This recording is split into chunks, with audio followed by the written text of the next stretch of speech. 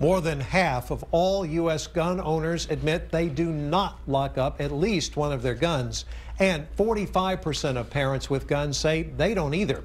Between 2003 and 2013, more than 300 children died nationwide in unintentional firearms death, and more than half were playing with the guns or thought they were toys. New today, the head of DPS told gun safety advocates and his bosses that a larger public awareness campaign on gun safety is no problem. KXAN's political reporter Phil Prazen reports that when the issue is too hot for lawmakers to touch, a state agency will take action. Gun storage is a life or death situation that requires more than keeping your gun in your house or your car. That's according to DPS, which has a fair amount of information online. The problem is few know where to find it. People just don't think about it. And I believe it's important, just as we see the signs on the highway that say click it or ticket. Amy Turney came from Houston to ask the governing body of DPS to do more after an effort in the Texas legislature went nowhere.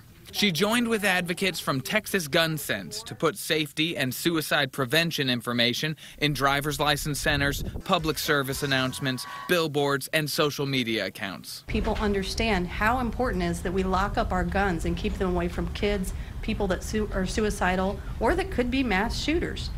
And I'm here today because DPS's vision statement is to proactively protect the citizens of Texas. According to Ren Earl Bowie, Director of Regulatory Services in DPS, the info is already provided to handgun license instructors.